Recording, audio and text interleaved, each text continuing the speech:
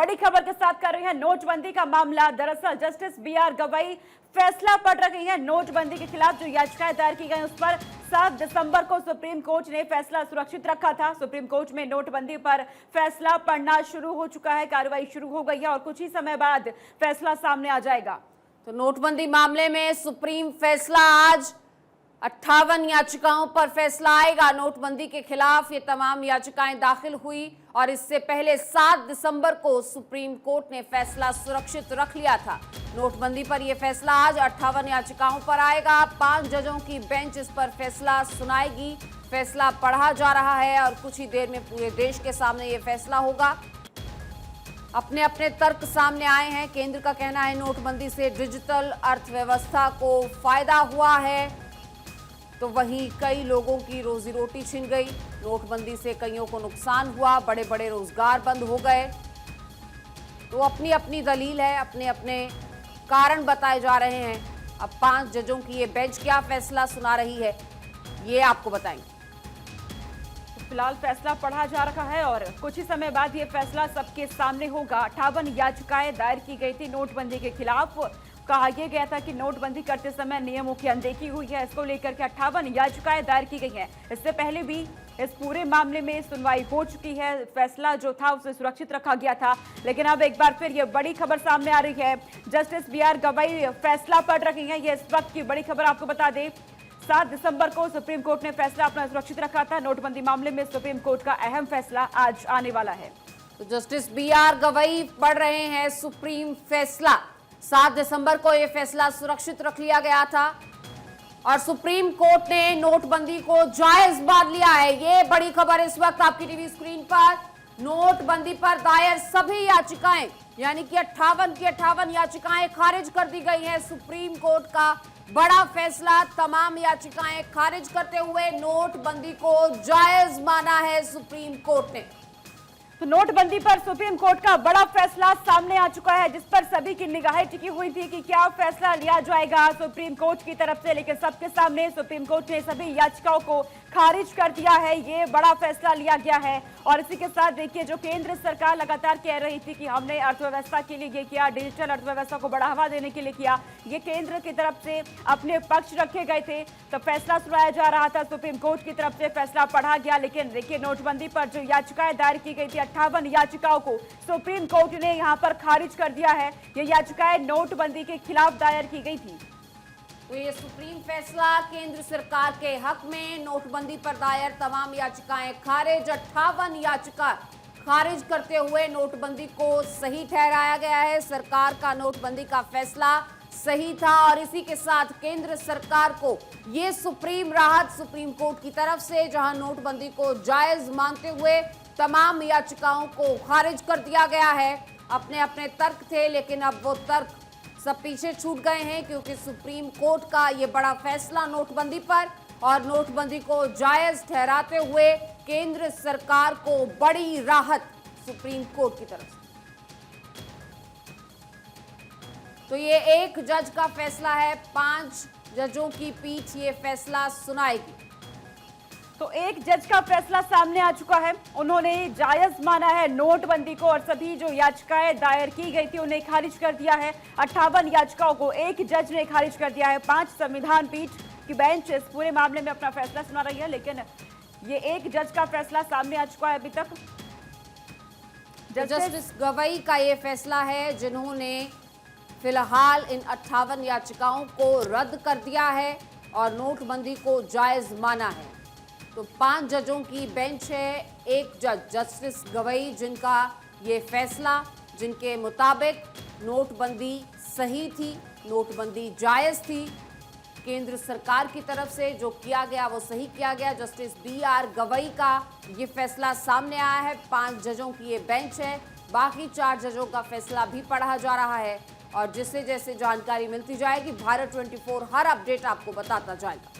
तो केंद्र ने जब नोटबंदी की थी उनकी तरफ से यह साफ कहा गया था कि काले धन को बाहर निकालने के लिए, भ्रष्टाचार को खत्म करने के लिए हम ये फैसला ले रहे हैं और इसी को लेकर के इसके खिलाफ, नोटबंदी के खिलाफ याचिकाएं दायर की गई थी, लेकिन 5 जजों की बेंच में से एक ने अपना फैसला सामने रख दिया है। उन्होंने नोटबंदी पर जो याचिकाएं दायर की गई थी उसे खारिज कर दिया है और नोटबंदी को सही बताया है, जायज उनकी तरफ से बता दिया गया। हालांकि नोटबंदी के बाद से ही तमाम सवाल उठ रहे थे, बहुत से लोग इसके विरुद्ध में खड़े थे, तमाम विपक्ष इसका विरोध कर रहा था, और लेकिन केंद्र सरकार की तरफ से लगातार एक ही बात कही जा रही थी कि ये अर्थव्यवस्था के लिए किया गया है, डिजिटल अर्थव्यवस्था के लिए किया गया है। और इस पूरे मामले में इससे पहले भी सुनवाई हुई, उस वक्त इस फैसले को सुरक्षित रखा गया था, लेकिन आज इस पर सभी की नजरें टिकी रही कि क्या कुछ फैसला सामने आएगा। हालांकि एक जज ने अपना मत सामने रख दिया है, लेकिन अभी 4 जजों का फैसला सामने आना बाकी है।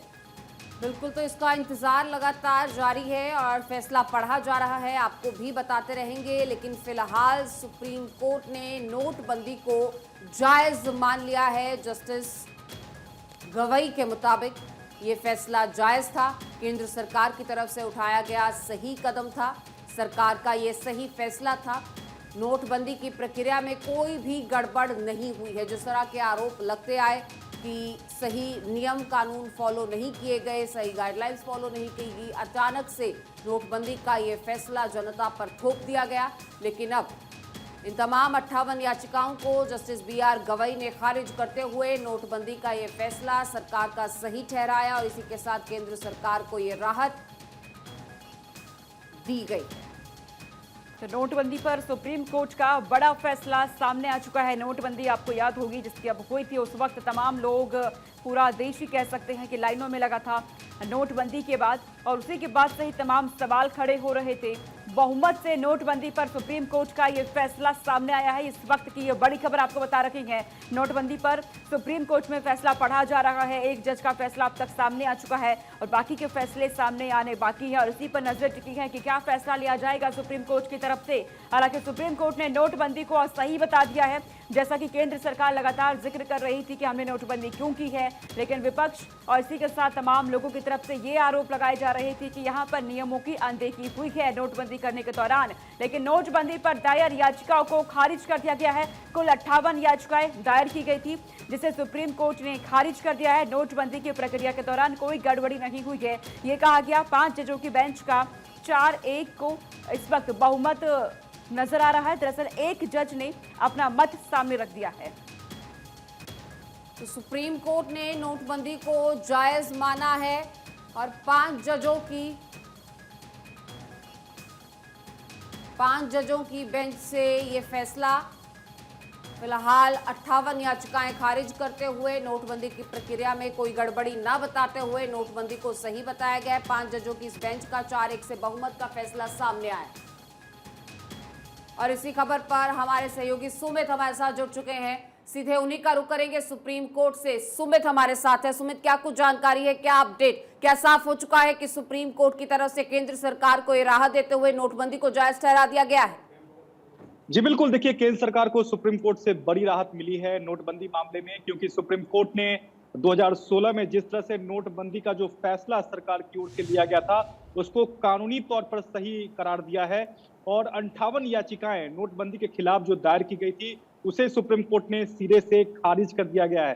हालांकि सुप्रीम कोर्ट की 5 जजों की संविधान पीठ में से ये 4-1 से बहुमत का फैसला आया है, जिसमें जस्टिस नागरत्नम ने अलग जाकर फैसला दिया है, यानी कि इसके विपरीत जाकर फैसला दिया है। लेकिन वहीं दूसरी ओर जो 4 जज थे, जस्टिस एस अब्दुल नजीर के अलावा, जस्टिस गवई के अलावा जो 2 अन्य जज थे, उन्होंने सरकार के फैसले को सही करार दिया है। और यहां तक सुप्रीम कोर्ट की संविधान पीठ ने कहा है कि सरकार और RBI के पास ये अधिकार है कि वो काले धन पर रोक लगाने, जाली नोट पर लगाम लगाने के लिए इस तरह के कदम जो हैं वो उठाने के लिए स्वतंत्र हैं, क्योंकि याचिकाकर्ताओं की ओर से सीधे तौर पर सुप्रीम कोर्ट में कहा गया था कि तय प्रक्रिया का पालन यहां सरकार ने नहीं किया था। लेकिन सुप्रीम कोर्ट की संविधान पीठ ने साफ कर दिया है कि सरकार ने जो प्रक्रिया जिस तरह से अपनाई थी वो बिल्कुल कानूनन तौर पर सही थी, क्योंकि सुप्रीम कोर्ट ने सुनवाई के दौरान सरकार से डिसीजन की फाइल जो है वो अपने पास मंगवाई थी और सुप्रीम कोर्ट ने अपने फैसले में कहा है कि हमने तमाम फाइलों का अध्ययन किया है, उसके बाद हमने पाया है कि सरकार का ये जो फैसला था वह कानूनी तौर पर, संवैधानिक तौर पर सही था। तो निश्चित तौर पर सुप्रीम कोर्ट ने नोटबंदी के फैसले पर मुहर लगा दी है। यानी कि जिस तरह से याचिका का जो तर्क था कि सरकार ने जो फैसला लिया था वो कहीं ना कहीं एक तरफा फैसला था, आरबीआई को ध्यान में ना रखते हुए यह फैसला था, लेकिन यानी इस दलील सुमित, को यहाँ पर सुप्रीम सरकार कोर्ट को ने क्लीन खारिज कर चिट तो दिया मिल है। गई है। अब ऐसे में जो याचिका करता रहे हैं, जिन्होंने याचिका दायर की थी, उनका क्या रुख आप देख रहे हैं? क्या उनकी तरफ से कोई भी प्रतिक्रिया सामने आ पाई है? देखिए, अभी भी 5 जजों की संविधान पीठ में से 4 जज जो हैं वो अभी फैसला पढ़ रहे हैं, क्योंकि जस्टिस बी.आर. गवई जब अपने फैसले को पढ़ रहे थे तो तमाम बातों का उन्होंने उल्लेख कर दिया। यहां तक उन्होंने बताया कि 4 जजों का जो फैसला है वह सरकार के नोटबंदी के फैसले के साथ है। बाकी एक जो जज हैं, जस्टिस नागरत्नम, उन्होंने साफ कर दिया है कि सरकार ने जो तय प्रक्रिया अपनाई थी वह उचित नहीं थी। हालांकि बहुमत का फैसला ही सुप्रीम कोर्ट में मान्य रहता है। 4 जजों ने सुप्रीम कोर्ट के फैसले पर मुहर लगा दी है। माफ कीजिएगा, 4 जजों ने सरकार के फैसले पर, नोटबंदी के फैसले पर मुहर लगा दी है। निश्चित तौर पर केंद्र सरकार को सुप्रीम कोर्ट से बड़ी राहत मिली है। लेकिन वहीं अगर आप बात करें याचिकाकर्ताओं की, तो एक बड़ा झटका याचिकाकर्ता को सुप्रीम कोर्ट से लगा है, क्योंकि उनका यह मानना था कि सुप्रीम कोर्ट अगर इस फैसले को गलत करार देगा तो वो मुआवजा के हकदार होंगे। तो निश्चित तौर पर सुप्रीम कोर्ट ने यह भी साफ कर दिया है कि मुआवजे का जहां तक सवाल है वो अब नहीं मिल सकेगा, क्योंकि याचिकाकर्ता लगातार ये मान रहे थे कि अगर सुप्रीम कोर्ट सरकार के इस डिसीजन को गलत करार देगा तो वो मुआवजा की अपील दोबारा कर सकेंगे। लेकिन सीधे तौर पर सुप्रीम कोर्ट ने कहा है कि सरकार और आरबीआई का यह एक तरह से क्षेत्राधिकार है, जिसमें सुप्रीम कोर्ट अतिक्रमण नहीं कर सकता है। और जो फैसला लेने का जहां तक सवाल है, उसके लिए आरबीआई और सरकार पूरी तौर पर स्वतंत्र हैं, और जो फैसला लिया गया था वो तय प्रक्रिया के तहत ही लिया गया था। लिहाजा जो याचिकाकर्ता जो तमाम आरोप लगा रहे हैं वो गलत है। लिहाजा 58 याचिकाएं जो नोटबंदी के खिलाफ थे उसे सुप्रीम कोर्ट ने सिरे से खारिज कर दिया है। तो निश्चित तौर पर कहीं ना कहीं इन तमाम याचिकाकर्ता की ओर से जो वकील पेश हुए थे पी चिदम्बरम, उनके लिए एक बड़ा झटका है, क्योंकि कहीं ना कहीं राजनीतिक एक तरह से सुनवाई के दौरान राजनीतिक मसला उठाने का यहाँ सवाल जो है कहीं न कहीं याचिकाकर्ता उठा रहे थे। क्योंकि अगर आप एक कांग्रेस नेता हैं और वकील भी हैं, तो अगर आप याचिकाकर्ता की ओर से कोर्ट में पेश हो रहे हैं तो कहीं न कहीं राजनीतिक मसला यहाँ जरूर उठता है। लेकिन सुप्रीम कोर्ट ने यहाँ सीधे तौर पर साफ कर दिया है, क्योंकि अगर हम बात करें, सुनवाई जब सुप्रीम कोर्ट ने पूरी कर ली थी, सुप्रीम कोर्ट ने जब फैसला अपना सुरक्षित रख लिया था, तो सुप्रीम कोर्ट ने सरकार से कहा था कि वो 3 दिनों के अंदर डिसीजन की जो फाइल है वो कोर्ट के अंदर जमा कराए। और कोर्ट ने अपने फैसले में बाकायदा यह भी कहा है कि हमने उन तमाम फाइलों को एग्जामिन किया है और हमने ये पाया है कि आरबीआई और सरकार ने जो फैसला लिया था वो कानून सम्मत था, संवैधानिक तौर पर सम्मित था, संवैधानिक तौर पर सही था। क्योंकि संविधान पीठ इस मामले की सुनवाई कर रही थी, संविधान पीठ का फैसला है, तो संविधान पीठ ने संवैधानिक पहलुओं पर गौर किया है और एक लंबी सुनवाई सुप्रीम कोर्ट ने इस पूरे मामले पर की है। और कोर्ट ने अपने फैसले में यह भी कहा कि हमने तमाम पहलुओं पर गौर किया है और फाइल पढ़ने के बाद हमें लगता है कि संवैधानिक तौर पर सरकार का जो फैसला है वह बिल्कुल सही था। और याचिकाकर्ता ने बेवजह टूल देने की यहाँ कोशिश की थी और लंबी सुनवाई यहाँ चली थी। 3 जजों की बेंच ने 5 जजों के मामले को भेजा था, रेफर किया था, और संविधान पीठ 5 जजों की संविधान पीठ ने लंबी सुनवाई करने के बाद इस मामले में अपना फैसला सुनाया है। तो निश्चित तौर पर आने वाले दिनों में जिस तरह से नोटबंदी को लेकर सवाल उठ रहे थे उस पर अब जरूर विराम लग जाएगा, क्योंकि संविधान पीठ ने साफ तौर पर कह दिया है कि आरबीआई और सरकार जो है वो इस तरह के फैसले लेने के लिए बाकायदा स्वतंत्र है और सरकार ने तय प्रक्रिया का यहाँ पालन किया था। जो कि याचिकाकर्ता जो सवाल उठा रहे थे, याचिकाकर्ता जो बार बार सरकार के नियत पर सवाल उठा रहे थे, वह कहीं ना कहीं गलत था। तो 4-1 से बहुमत का फैसला सुप्रीम कोर्ट की संविधान पीठ का सामने आ गया है, जिसमें नोटबंदी के फैसले को सुप्रीम कोर्ट ने सही करार दिया है और नोटबंदी के फैसले पर सुप्रीम कोर्ट ने अपनी मुहर यहां लगा दी है। बिल्कुल, देखिए सुमित, अब नोटबंदी पर सुप्रीम मोहर लग गई है। जुडिशरी का ये फैसला है, पूरे देश को मान्य है, लेकिन बावजूद इसके कई इस तरह के इल्जाम हैं, क्योंकि जो दावे किए गए थे वो यही कि नकली करेंसी का सर्कुलेशन बंद होगा, करप्शन कम होगा, लेकिन उसके बावजूद इसके बाद भी इस तरह की तमाम गतिविधियां जारी रही हैं, तो उसको लेकर भी सरकार पर सवाल उठते रहे हैं। अब उसका क्या? जी बिल्कुल, देखिए सुप्रीम कोर्ट की संविधान पीठ के फैसले के बाद मुझे लगता है कि इस पर पूर्वविराम लग जाएगा, इस पर विराम जरूर लगेगा, क्योंकि 5 जजों की संविधान पीठ का यह फैसला है, 4-1 से बहुमत का फैसला है और 4 जजों का मानना है कि आरबीआई और सरकार इस तरह के अगर कार्रवाई करती है, जाली नोट, फेक करेंसी पर लगाम लगाने के लिए, ब्लैक मनी पर लगाम लगाने के लिए इस तरह की कार्रवाई करती है, तो उसके लिए सरकार स्वतंत्र है और कहीं ना कहीं इसकी न्यायिक समीक्षा जो है वो नहीं की जा सकती है, क्योंकि यह सरकार का और आरबीआई का एक तौर पर अधिकार है कि वह नोटबंदी को लेकर जो है अगर कदम उठाती है तो उसके पीछे की मंशा को समझना बहुत ही उचित है।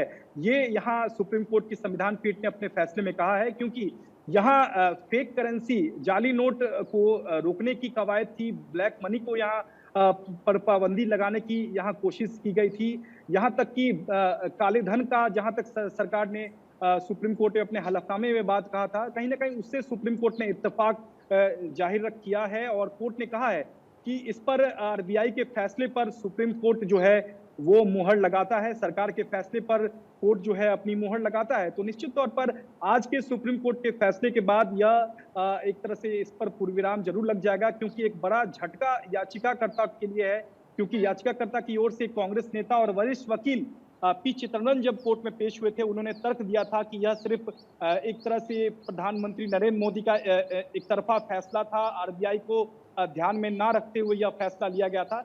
लेकिन सुप्रीम कोर्ट की संविधान पीठ ने उन तमाम आरोपों का एक तरह से खंडन जरूर कर दिया है। सुप्रीम कोर्ट ने कहा है कि जो फैसला लिया गया था, हमने जो फाइल मंगवाई थी, डिसीजन जो सरकार ने ली थी, उन तमाम डिसीजनों की फाइल का हमने अध्ययन किया है, उसके बाद हम ये फैसला सुना रहे हैं कि सुप्रीम कोर्ट की जो संविधान पीठ ने जो फैसला लिया है, जो सरकार ने जो फैसला लिया था वो बिल्कुल सही था और आरबीआई और सरकार के फैसले में सुप्रीम कोर्ट का हस्तक्षेप नहीं हो सकता है और जो फैसला सरकार ने अब तय प्रक्रिया का जो पालन किया था वो बिल्कुल सही था। तो कहीं ना कहीं एक बड़ा झटका उन याचिकाकर्ताओं के लिए है जो कि याचिका के बहाने एक राजनीतिक रोटियां सेकने की कोशिश सुप्रीम कोर्ट में कर रहे थे, क्योंकि पी चिदम्बरम की है मैंने दलील कई दफा हमने सुप्रीम कोर्ट में सुनी थी। उन्होंने सीधे तौर पर सरकार को कटघरे में खड़े करने की कोशिश की थी, लेकिन सुप्रीम कोर्ट ने अपने फैसले में साफ कर दिया है कि यह जो फैसला सरकार का नोटबंदी का फैसला है वो संवैधानिक तौर पर सही है और याचिकाकर्ता की जो दलील थी उससे इत्तेफाक सुप्रीम कोर्ट नहीं रखता है, क्योंकि यहाँ याचिकाकर्ता का सीधे तौर पर सुप्रीम कोर्ट में कहना था कि सरकार ने तय प्रक्रिया का पालन नहीं किया था, लेकिन संविधान पीठ ने साफ कर दिया है कि तय प्रक्रिया का पालन किया गया था और हम सिर्फ तथ्यों के आधार पर नहीं कर रहे हैं, हमने फाइल देखी है, हमने फाइल। कोर्ट की तरफ से भी ये साफ कर दिया गया है कि इस पूरी प्रक्रिया में कोई गड़बड़ी नहीं होती और यहाँ याचिकाकर्ताओं को झटका लगा है। बहुत शुक्रिया।